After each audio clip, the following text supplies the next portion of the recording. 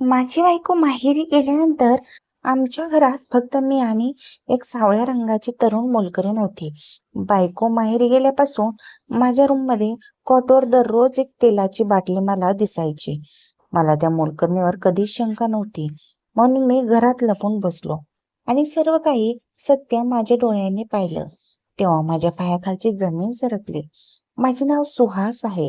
मी महाविद्यालयात प्राध्यापक आहे. माझी पत्नी अतिशय सुरेख आहे, म्हणून मला दिवसभरात घरी जावेसे वाटायचे. तिचे सौंदर्य इतके की कॉलेजमध्ये शिकतानाही तिची आठवण येई आणि मी कधी कधी दुपारची सुट्टी काढून घरी येई. माझ्या पत्नीच्या रूपामुळे आणि तिच्या नाजूकपणामुळे घरातील कामासाठी मला नोकर ठेवावे लागले. मी फक्त बायका नोकर ठेवतो, कारण माझी पत्नी देखणी असल्याने घरात पुरुष नोकर ठेवायला माझी हरकत असते. साधारण 3 वर्षांनी माझी पत्नी तिच्या माहेरला गेली, त्यामुळे मी घरी एकटाच होतो. एकटा असल्याने मी घरातील काही नोकर कमी केले होते. फक्त स्वयंपाक आणि भांडे घासण्यासाठी एक तरुण मुलगी ठेवली होती. तिची आर्थिक परिस्थिती अतिशय हलाखीची होती, म्हणून मी तिला कधी कामावरून काढले नाही. तिचे वर्तनही अतिशय चांगले होते. ती दिसायला साधी ग्रामीण होती आणि तिचे नाव काजल होते. खूप दिवसा असल्यामुळे आमच्या घरात मी आणि माझी बायको आणि घरात ठेवलेले नोकर एवढेच असायचो. कारण मी कॉलेज असताना माझ्या बायकोशी पुन्हा पुन्हा भेटून प्रेमविवाह झाला होता. त्यामुळे सहसा आमच्या घरी आमचे जवळचे कोणी नातेवाईक येत नाही. चुलते, मामा सर्व नातेवाईक आज आमच्यावर रुसले होते. बायको घरी नसल्यामुळे मी दिवसभर बाहेर राहायचो. कॉलेज सुटल्यावर इकडे तिकडे मित्रांकडे वेळ काढायचो. एके दिवशी जेव्हा मी घरी आलो तेव्हा मला माझ्या रूममध्ये कॉटवर ठेवलेली एक बाटली सापडली. मी आश्चर्यचकित झालो. घरी कोणीही नसताना माझ्या कॉटवर ही बाटली कोणी ठेवली असेल? नंतर मी ती बाटली तपासली आणि त्यामध्ये तेल भरलेलं होतं. मग मी ती बाटली तशीच उचलून बाजूला ठेवली. रात्री जेवण देण्यासाठी रूममध्ये काजल आली आणि मला विचारू लागली, "साहेब, आपले जेवण झालं आहे का? जेवण घ्या." त्यावर मी तिला म्हटलं, "नको, मी बाहेर मित्राकडे जेवण करायला आलो आहे." हे ऐकून काजल तशी निघून गेली तिच्या रूममध्ये. काजलचं घर दुसऱ्या राज्यामध्ये होतं. तिच्या वडिलांनी लहानपणापासून तिला आमच्या घरी कामाला ठेवलं होतं. त्यामुळे आम्ही दोघांनी तिला एक छोटीशी खोली राहण्यासाठी दिली होती. चौकीदाराने गेट लावलं आणि मी दार लावून निवांत झोपलो. दुसऱ्या दिवशी सकाळी उठून नाश्ता करून मी कॉलेजला निघालो. तेव्हा अंगात पाणी भरलं आणि भरत उभी असलेली काजल दिसली. तिने साधा झगा नेसलेला होता. केस अर्धवट मोकळे आणि कपाळावर हलकीशी घामाची थेंबाची ओलसर रेषा होती. त्या क्षणी माझं हृदय वेगळ्याच तालावर धडधडू लागलं. काही क्षण मला असं वाटलं की ती माझीच बायको आहे. तिच्या चेहऱ्याचं रूप थोड्या अंतरावर पाहिलं तर त्यात बायकोची झलक भासत होती. मी काही क्षण स्तब्ध उभं राहिलो. नंतर अचानक भानावर आलो आणि लक्षात आलं की ती आमच्या घरची नोकराणी काजल आहे. मी कॉलेजला जायला उभा राहिलो, पण तिच्या नजरेत नजर मिळताच पाय जड झाले. ती हळू स्मित करून म्हणाली, "साहेब, दूध ठेवलं आहे, गरम आहे, प्यायला विसरू नका."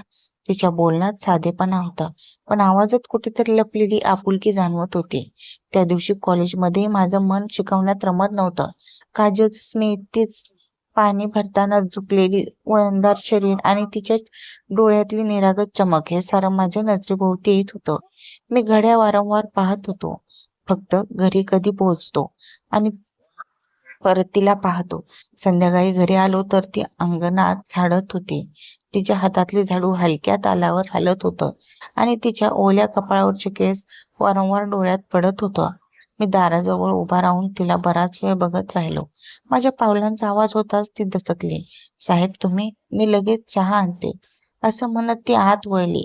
तिच्या लाजलेल्या पवित्रात, नजरेच्या टाळाटाळीत आणि चेहऱ्यावरच्या गुलाबी छटेत काहीतरी वेगळं होतं, जे मला आकर्षित करत होतं. मी सोफ्यावर बसलो. थोड्याच वेळात ती चहा घेऊन आली. कप ठेवताना तिचा हात माझ्या हातांना हलकासा लागला. त्या क्षणाभराच्या स्पर्शाने माझ्या अंगातून वेगळीच ऊब पसरली. मी हळू आवाजात म्हणालो, "काजल, तू इतकी मेहनत करतेस, थकतेस ना?" ती डोळे खाली करून म्हणाली, "कामासाठीच तर ठेवले आहे ना मला, मग थकण्याचा प्रश्नच नाही." पण तिच्या आवाजात हलकीशी कंपकपी होती. मी हात पुढे केला आणि हलक्या हाताने तिच्या हातावर ठेवला. ते क्षणभर थांबले, श्वास रोखून माझ्याकडे पाहू लागले. तिच्या डोळ्यात भीती, लाज आणि एक वेगळं आकर्षण दाटून आलं होतं. ती हात मागे घेत नाही हे पाहून माझं धैर्य वाढलं. मी तिचा हात घट्ट धरला आणि म्हणालो, तू इथे आहेस ना, त्यामुळे मला एकटेपणा कमी जाणवतो. हे ऐकताच तिच्या चेहऱ्यावर लाजेचं वादळ उमटलं. तिचे गाल गुलाबी झाले. ती हलकेच हसली आणि म्हणाली, साहेब, तुम्ही असं बोलतात? तिचा आवाज थांबला, पण तिचे डोळे सगळे बोलून गेले. मी तिला हलक्या हाताने जवळ खेचलं. तिचे केस माझ्या चेहऱ्यावर उडत होते. तिच्या अंगातून सुटणारा ओलसर घामाचा सुगंध आणि केसामध्ये मिसळलेला चंप्याचा वास मला वेड लावत होता. मी थरथरत ती थरथरत होती, पण पळूनही जात नव्हती. माझ्या हृदयाचे ठोके जोरजोरात धडधडत होते आणि तिच्या छातीवरच्या श्वासाची हालचाल मला स्पष्ट जाणवत होती. त्या क्षणी घरातील शांतता, बाहेरच्या झाडाचा सरसरणारा आवाज आणि आमच्यातील घडलेली जवळीक सगळे एका क्षणात मिसळलं. मी तिच्या डोळ्यात पाहिलं. तिच्या डोळ्यात एक प्रश्न होता आणि त्याच वेळी एक मान्यताही होती आणि त्या हळूहळू नकळत आमच्यातील अंतर कमी होऊ लागलं. त्या क्षणी मी काजलकडे झुकत होतो, पण अचानक माझ्या डोक्यात विचारांचा भडका उडाला. हे काय करतोय मी? ही माझी बायको नाही, ही फक्त घरची नोकराणी आहे. मी दचकलो. माझ्या डोळ्यासमोर क्षणात माझ्या बायकोचा चेहरा तळवळून गेला. तिचे निरागस डोळे, माझ्यासाठी केलेली काळजी आणि तिचं हसून केलेलं स्वागत. माझा हात अजूनही काजलच्या हातावर होता. मी घाबरून पटकन हात मागे घेतला. कपाळावरचा घाम जमा झाला होता. मी श्वास आवरत म्हणालो, काजल, मला माफ कर. मला कळत नाही काय झालं. ती खाली मान घालून शांत उभी राहिली. काही बोलली नाही. तिच्या गालावर लाज आणि संकोच दोन्ही उमटले होते. मी माझ्या खोलीत जाऊन पलंगावर बसलो. खिडकीतून बाहेर पाहत राहिलो. मनात विचारांची वादळे उसळत होती. माझी बायको माझ्यावर किती प्रेम करते, किती विश्वासाने माहेरी गेली. मी मात्र तिच्या अनुपस्थित दुसऱ्या स्त्रीकडे ओढलो गेलो. हे बरोबर आहे का? बायकोवरचे घालवलेले छोटे छोटे क्षण आठवू लागले. सकाळी माझ्या आवडीचा नाश्ता करणं, मी दमून आलो की माझ्यासाठी गरम पाणी ठेवणं, माझ्या अभ्यासावर तासनतास लक्ष देणं, तिचं प्रत्येक वागणं फक्त माझ्या सोयीसाठी असायचं. त्या आठवणींनी माझ्या डोळ्यात नकळत पाणी आलं. ती खरंच माझ्यावर किती प्रेम करते. तिच्या प्रेमाची किंमत मी विसरलोच होतो. मी चुकीच्या मी चुकीच्या वाटेला वळत होतो. तर रात्री मला झोप लागली नाही. मी मनाशी ठरवत राहिलो की बायको परत आल्यावर तिच्याशी घट्ट बोलायचं, तिच्या प्रेमाची परतफेड करायची, तिचा विश्वास कधीच तोडायचा नाही. सकाळी उठल्यानंतर मी काजलशी साधं बोललो, पण नेहमीप्रमाणे अंतर ठेवलं. तिच्याबद्दल मनात आता आदर होता, कारण तिच्यामुळेच मला माझ्या बायकोच्या प्रेमाचं खरं मूल्य समजलं. पण मला हे समजत नव्हते की माझ्या कॉटवर तेलाची बाटली कोण ठेवते. दुसऱ्या दिवशी संध्याकाळी मित्राच्या पार्टीला गेलो होतो, म्हणून खूप कंटाळलो होतो. त्यामुळे रात्रीचं जेवण बाहेर केलं आणि काजललाही सांगून ठेवलं की आता रूममध्ये जेवण आणू नकोस. मी जेव्हा कॉटवर बसलो तेव्हा मला पुन्हा तिथे एक तशीच तेलाची बाटली दिसली. मी थक्क झालो. मी ती बाटली उचलून बाजूला ठेवली आणि माझी झोपी केलो. नंतर तिसऱ्या दिवशी असाच प्रकार घडला. माझ्या कॉटवर पुन्हा त्याच प्रकारची तेलाची बाटली दिसली. मी विचार करू लागलो, रोज माझ्या रूममध्ये कॉटवर ही तेलाची बाटली कोण ठेवतं? आता तर हे रोजचं झालं होतं. दररोज मला माझ्या कॉटवर एक तेलाची बाटली दिसत होती. प्रत्येक वेळी मी ती बाटली घेऊन बाजूला ठेवायचो. जवळजवळ 30च्या वर बाटल्या कोपऱ्यात साचल्या होत्या. बायको घरी नसल्यामुळे मी या गोष्टीकडे जास्त लक्ष दिलं नाही. पण एक दिवस एक विचित्र प्रकार घडला. माझ्या रूममध्ये कॉटवर मी झोपायला आलो आणि पाहतो तर काय, एक जाड केळं तेल लावून माझ्या कॉटवर ठेवलं होतं आणि त्याच्या शेजारी एक तेलाची बाटली सुद्धा ठेवली होती. हे पाहून मला खूप राग आला. मग मी जोरात चौकीदाराला हाक मारली. चौकीदाराला मी या प्रकाराबद्दल विचारलं. तेव्हा तो म्हणाला, साहेब, मी दारात बंगला राखण्यासाठी थांबत असतो. तुम्ही बोलल्याशिवाय मी कधी परत घरात येत नाही. त्यामुळे या प्रकाराबाबत मला काहीच माहिती नाही. मला क्षमा करा. असं बोलून तो चौकीदार पुन्हा आपल्या ड्युटीवर निघून गेला. आता घरात तर फक्त काजल होती. काजल एक तरुणी असल्यामुळे मी तिला अशा बाबतीत काही विचारपूस करू शकत नव्हतो. मला तसे वाटले ही नव्हते की काजल तसं काही करीत असेल. खूप दिवसापासून तेलाच्या बाटल्याविषयी काहीतरी विचित्र होतं. म्हणून मी एके दिवशी निर्णय घेतला की या बाबतीत मला माहिती काढायलाच हवी. नेमकं माझ्या रूममध्ये कोण येते आणि हे असं कृत्य करते. मग मी एक युक्ती लढवली. मी माझ्या मोबाईलचा कॅमेरा व्हिडिओ मोडमध्ये करून माझ्या कॉटवर लपवून ठेवला. मी रूममध्ये असा कॅमेरा फिट केला की तो कोणालाही दिसणार नव्हता. मोबाईलमधलं सिम कार्ड काढून ठेवलं होतं, जेणेकरून कोणाचाही कॉल येणार नाही. फक्त व्हिडिओ रेकॉर्डिंग होईल असं करून ठेवलं. मग रात्री पुन्हा माझ्या कॉटवर तेलाची बाटली ठेवली होती. मी जेवण करून निवांतपणे ती रेकॉर्डिंग पाहू लागलो. रेकॉर्डिंग मध्ये असं काही दिसलं की कोणीतरी एक स्त्री ओढणीने चेहरा झाकून माझ्या कॉटवरती बाटली ठेवते. पण त्या स्त्रीचं रूप मला दिसलं नाही, कारण तिने चेहरा पूर्णपणे झाकला होता. मी विचार करू लागलो, घरात तर फक्त काजल आहे. मग माझ्या मनात विचार आला की काजल असं करत असेल का? पण लगेच मन म्हणायचं की ती एवढं घाणेरडं कधी वागणार नाही. ती कधी तेल लावून माझ्या कॉटवर ठेवणार नाही. ती जरी तरुण असली तरी ती एक संयमी तरुणी आहे. तिची वागणूक खूप छान आहे. 2-3 दिवस मी असाच कॅमेरा चालू ठेवून कॉलेजला जात होतो. पण ती स्त्री तिचा चेहरा ओढणीने झाकायची आणि तेलाची बाटली माझ्या कॉटवर ठेवून जायची. अधूनमधून ती स्त्री कधी गाजराला तेल लावून ठेवायची, तर कधी छोट्या दुधी भोपळा घेऊन त्याला तेल लावून ठेवायची. पण तिचा चेहरा मला मोबाईलच्या व्हिडिओमध्ये दिसतच नव्हता. जवळजवळ 2 महिने झाले होते. माझी बायको तिच्या आईवडिलांकडे होती, कारण तिच्या वडिलांची तब्येत खूप खराब झाली होती. तशी ती मला रोज फोन करायची. घरात बायको नसताना हे तेलाचं प्रकरण खूप वाढलं होतं. आता मी या प्रकाराला खूप कंटाळलो होतो आणि मी ठरवलं की आता घरात लपून तिसरी कोण आहे हे पाहायचं. मी सकाळी काजलला सांगितलं, आता मी रात्री खूप उशिरा येईल. मी मित्राच्या भावाच्या लग्नाला दूर गावी निघालो आहे. रात्री झोप येण्यासाठी मला खूप उशीर होईल. तू जेवण करून घे आणि मी कॉल केल्याशिवाय दार उघडू नकोस. असं तिला खोटं सांगून मी मागच्या पाईपवरून माझ्या रूममध्ये खिडकीतून शिरलो आणि कॉट खाली लपून बसलो. दुपारी साधारणतः 12:30 वाजले असतील तेव्हा माझ्या रूममध्ये खिडकीच्या मागून मला काहीतरी आवाज आला. खिडकीतून एक स्त्री आत आली. तिने एक लहानशी बाटली काढली आणि एक कारलं घेतलं. त्या कारल्याला तेल लावून माझ्या कॉटवर ठेवला आणि परत निघाली.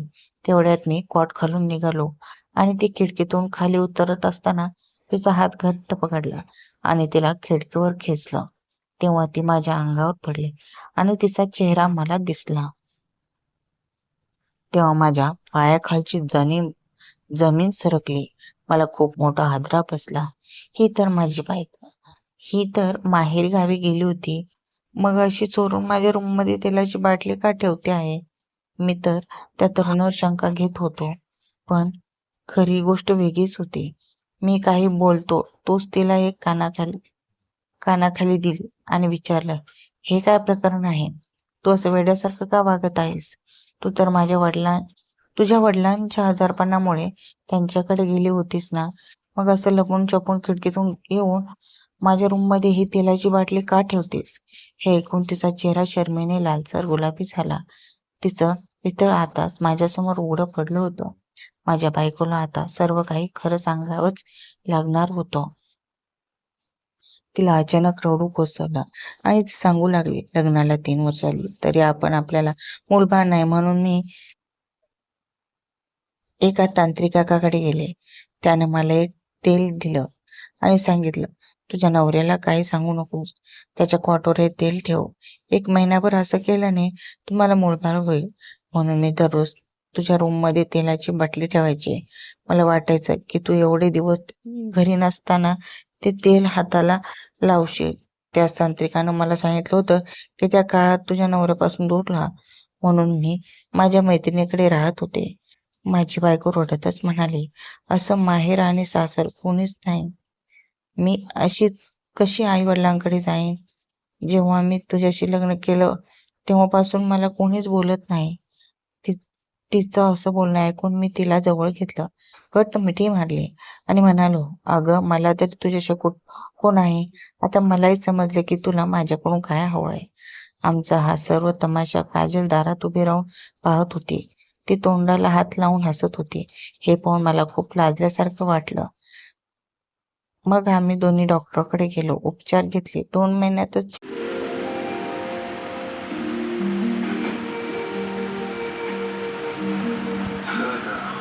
ये सब क्या चल रहा है? यहाँ पे तो जश्न मनाया जा रहा है। एक मिनट, एक मिनट। अरे, nice. Excuse me, excuse me। ये क्या है? जरा तुम सामने आ जाते हो। अब क्या बहाना? बहाना? क्या बहाना? मेरे नाम राघव कुमार और मैं दूल्हे वालों की तरफ से। अरे बाप।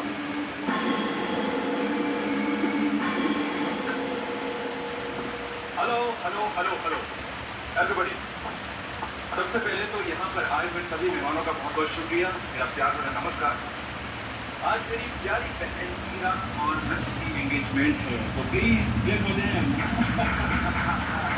एक मिनट प्लीज। आगे बढ़ने से पहले मिस्टर नक्श, हमें आपसे कुछ बात करनी है। कौन है आप लोग? हम लोग सीआईडी से। लक्ष्य सीआईडी यहाँ मालूम नहीं हम किस वजह से आप लोग इन कपड़ों को पहचानते हो? ये आपके पास में हमें पता चला है कि 3 महीने पहले आपकी कंपनी पिंक वेली क्रिएशन से कोई लड़की इन कपड़ों का सैंपल दादा से लेके आई। ये कपड़े तो वो लेकर आई थी। वो कौन? मालविका। तो मालविका ये कपड़े लेकर आई? जी, वो हमारी कंपनी में काम करती थी। काम किया करती थी मतलब? आज से 3 महीने पहले मालविका की मुझसे शादी होने वाली थी, मगर अचानक वो मुझे छोड़कर चली गई। पर आप लोग हमें ये तो बताइए कि यहाँ आप लोग आए क्यों? एक्चुअली मालविका का खून होता है। My God! कैसे? आप जी, मैं मालविका की सिस्टर। ऐसे? तो आप यहाँ पे दरअसल रवि मेरी गर्लफ्रेंड है। जी, जिस दिन मालविका मुझे छोड़कर चली गई, उसने मेरे नाम एक चिट्ठी लिखी थी।